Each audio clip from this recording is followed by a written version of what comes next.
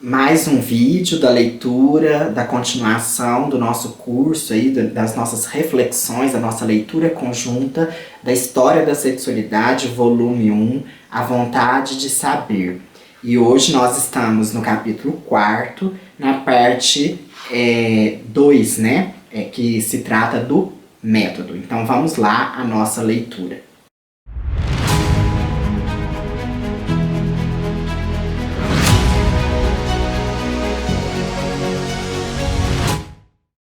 Espero que vocês estejam lendo também a história da sexualidade, né, e possam estar desenvolvendo essas reflexões. Deixe também nos comentários ao final do vídeo.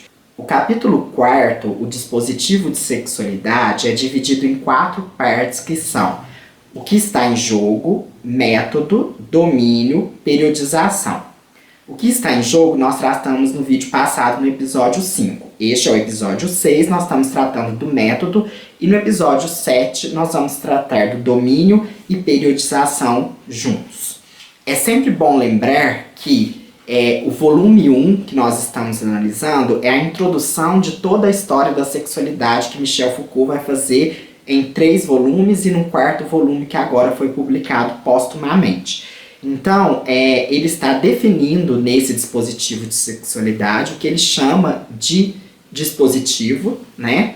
E ele vai, então, mostrar como ele está construindo essa história, né, da sexualidade. Então, no que está em jogo, ele falou a respeito da temática, do assunto, do objeto de pesquisa. Agora, no método, ele vai traçar a sua metodologia.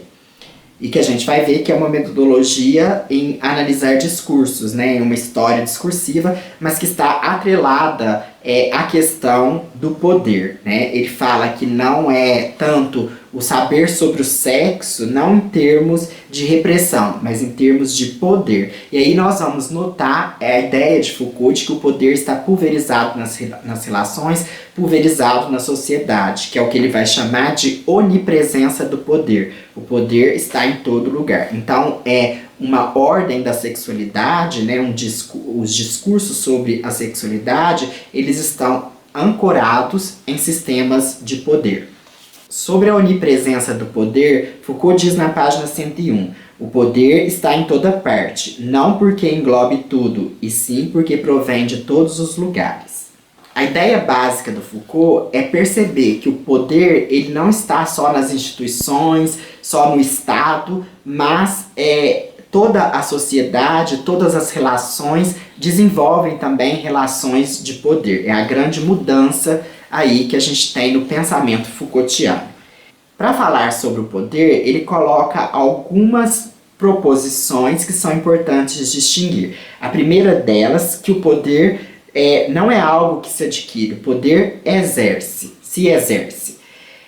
Depois a segunda, que não é o caso de se pensar numa exterioridade, mas que são as condições internas que têm um papel diretamente produtor do poder. Então, numa família, as relações que se estabelecem ali, numa escola, as relações que se estabelecem ali, é que vai produzir certos poderes, no plural, né? Depois o outro, que não é, que o poder vem de baixo, ele vai dizer, né? Não é só a questão dominados e dominadores, mas o poder tem correlações de forças múltiplas que envolve, então não é só do dominador para o dominado, mas ele também vem de baixo, né? Há sempre as resistências que ele vai logo em seguida chamar a atenção novamente. Que as relações de poder são ao mesmo tempo intencionais e não subjetivas. Parece até algo contraditório, porque se não é subjetiva, como ela vai ser intencional? Mas é para marcar que não é algo só de um sujeito, né, como um indivíduo, mas é de um sujeito enquanto posição e que vai determinar, então, essa intencionalidade de se exercer o poder. E por fim, ele diz que lá onde há poder, há resistências, que é aquela frase que a gente já vem discutindo, célebre aqui dele, né? E ele diz, mas sim, e não só resistenciar, mas resistências no plural, que são casos únicos, possíveis, necessárias, improváveis, espontâneas, selvagens, solitárias, planejadas, arrastadas, violentas, irreconciliáveis, prontas ao compromisso, interessadas ou fadadas ao sacrifício. Por definição, não podem existir a não ser no campo estratégico das relações de poder. E ele completa: é nesse campo das correlações de forças que se deve tentar analisar os mecanismos de poder. Tratando do método, da questão de definir um método para analisar os discursos sobre a sexualidade, a história da sexualidade, ele coloca 4 regras, mas que ele diz que não são realmente imperativos metodológicos, no máximo prescrições de prudência. A primeira regra é a regra de imanência, a segunda a regra das variações contínuas, a terceira a regra do duplo condicionamento, a quarta, a regra da polivalência tática dos discursos. A última, a regra 4, regra da polivalência tática dos discursos, vai nos dar várias conceituações sobre discurso, quando ele diz: os discursos como silêncios nem são submetidos de uma vez por todas ao poder, nem opostos a ele.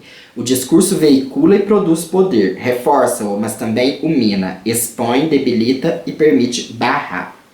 Por fim, definindo a sua metodologia, que a gente vai ver que é uma análise discursiva, apesar dele não se intitular como analista discursivo, não se trata de perguntar aos discursos sobre o sexo de que teoria implícita derivam, ou que divisões morais introduzem, ou que ideologia dominante ou dominada representam, mas ao contrário, cumpre interrogá-los nos 2 níveis, o de sua produtividade tática, que efeitos recíprocos de poder e saber proporcionam, e o de sua integração estratégica, que conjuntura e que correlação de forças torna necessária a sua utilização em tal ou qual episódio dos diversos confrontos produzidos. Então, o que a gente tem que observar é que, ainda que queiramos fazer uma leitura atenta da história da sexualidade em seu volume 1, ainda precisamos discutir e debater como que se estruturaria esse método de Michel Foucault, né?